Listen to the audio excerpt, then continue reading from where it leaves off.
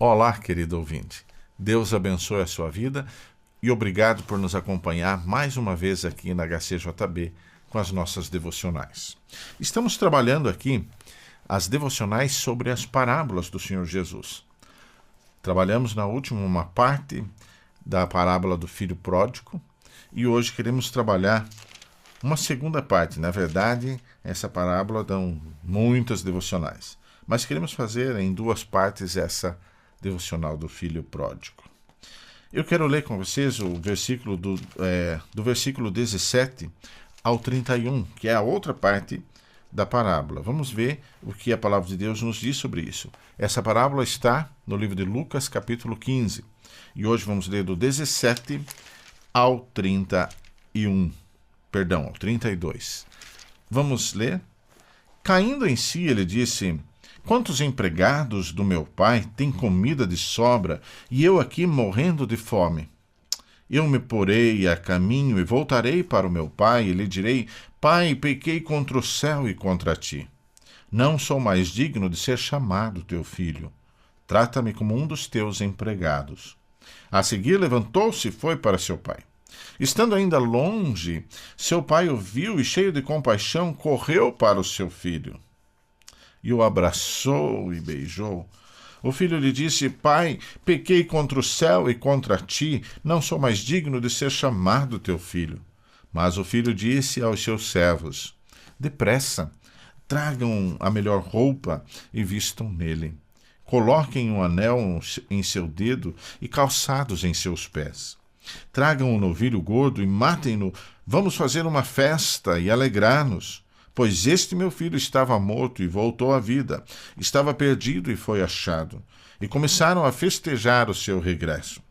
Enquanto isso, o filho mais velho estava no campo. Quando se aproximou da casa, ouviu a música e a dança. Então chamou um dos servos e perguntou-lhe o que estava acontecendo. Ele lhe respondeu: seu irmão voltou.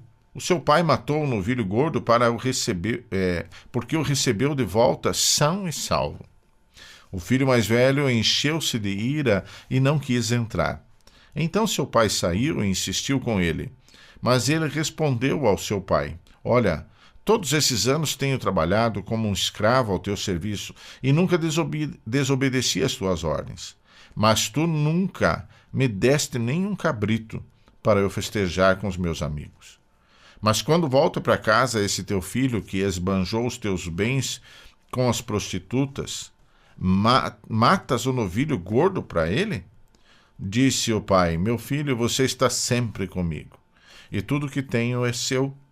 Mas nós tínhamos que celebrar a volta desse seu irmão e alegrar-nos, pois ele estava morto e voltou à vida, estava perdido e foi achado.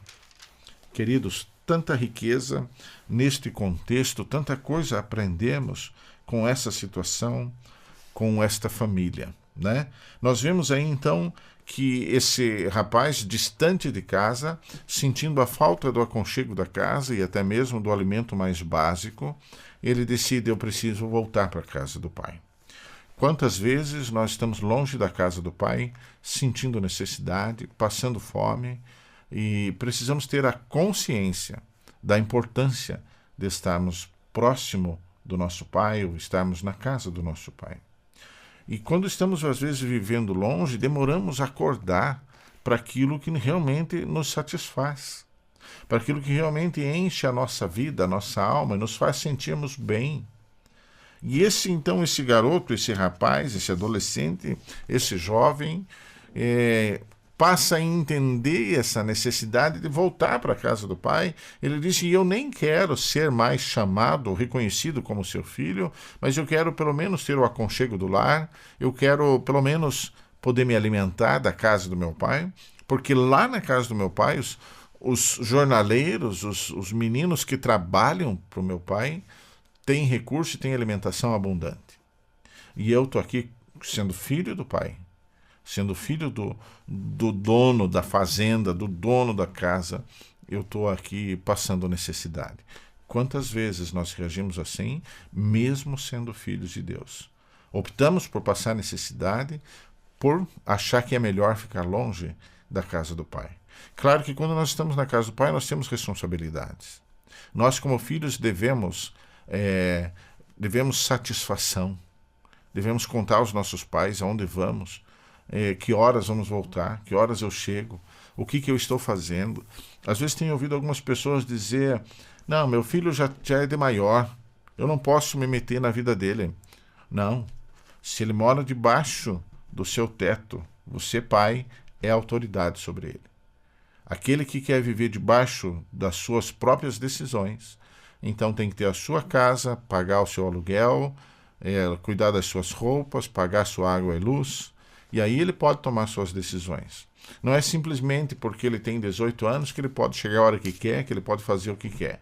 Aí nós estamos sendo pais negligentes com os nossos filhos. Deus coloca filhos em nossas mãos, em nossas vidas, para que nós possamos direcioná-los. E não podemos simplesmente, meu filho fez 18 anos, ele pode fazer o que quiser. Não é assim, está fora do propósito que Deus tem para a vida do ser humano e para as famílias também. Veja, esse rapaz então decide voltar para casa. E diz a palavra de Deus que ele está já a caminho de casa, próximo de casa. O pai então enxerga e reconhece o filho, porque o pai reconhece o filho de longe, né?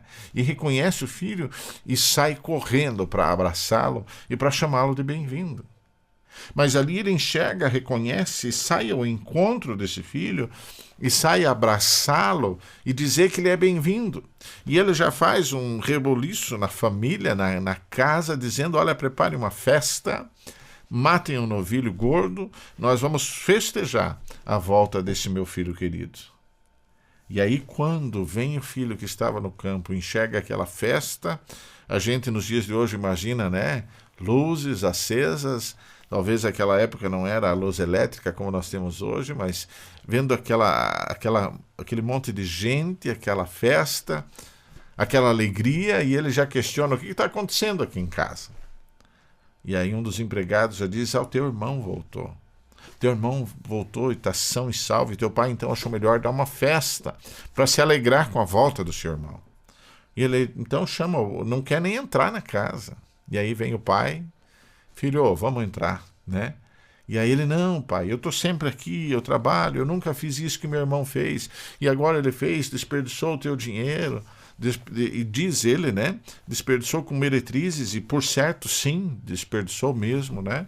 E gastou com bebidas, com vícios, e agora volta e aí você faz festa, e eu nunca, tu me deu nada para eu me alegrar com os meus amigos. E aí então o pai fala: filho, tudo que eu tenho é teu. Algumas vezes nós temos tudo e não percebemos.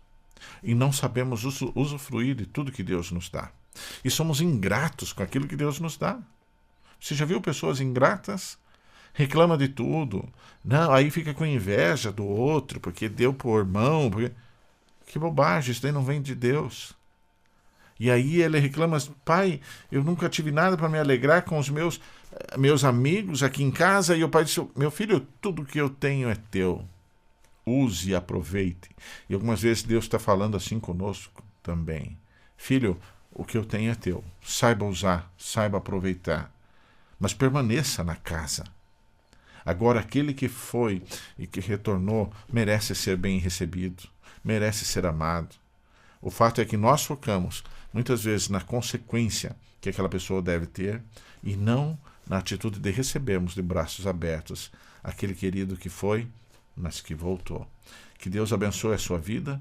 Eu não sei nessa história no que você se encaixa, se no filho que foi embora ou no filho que estava em casa, mas de alguma forma nós nos encaixamos muitas vezes na vida, ou naquele que foi embora e voltou, né? Ou talvez você ainda esteja na fase de estar longe e precisa voltar, até passa pela sua cabeça, tem alguma consciência, mas você é durão, é turrão, não quer se dobrar, não é dado ao pedir perdão, ao reconhecimento dos teus erros, e você precisa voltar. E muitas vezes eu e você tomamos a atitude justamente do filho que estava em casa, reclamando de tudo, achando que Deus é injusto, que eu não deveria passar por isso, que como que pode o outro que vai embora ainda recebe bênção, né? Aquele que saiu revoltado porque foi uma atitude rebelde do irmão de ir embora com os bens que o pai tinha dividido, mas mesmo assim o nosso Pai nos recebe de braços abertos. E mesmo nós, queridos, que somos pais humanos, falhos, cheios de defeitos, nós nos alegramos com a vida dos nossos filhos. E nós os amamos de forma incondicional e muitas vezes inexplicável. Que Deus abençoe a sua vida, a sua família, e que Deus fale ao teu coração através dessa palavra e dessa parábola. Eu quero orar com você. Pai querido, mais uma vez, obrigado pela tua palavra, obrigado pelas vidas que nos acompanham, e eu te peço que aonde esta devocional chegar, que chegue também a tua bênção, a tua presença, porque nós estamos tratando aqui da tua palavra, que é viva e eficaz. Abençoa cada um que ouvir a devocional, cada um que ouvir a tua palavra, que sinta a tua presença, o mover do teu Espírito Santo. E continua abençoando o teu povo, cuidando da tua igreja, cuidando de cada um de nós. É isso que eu te peço em nome do Senhor Jesus. Amém, Senhor Jesus. Amém.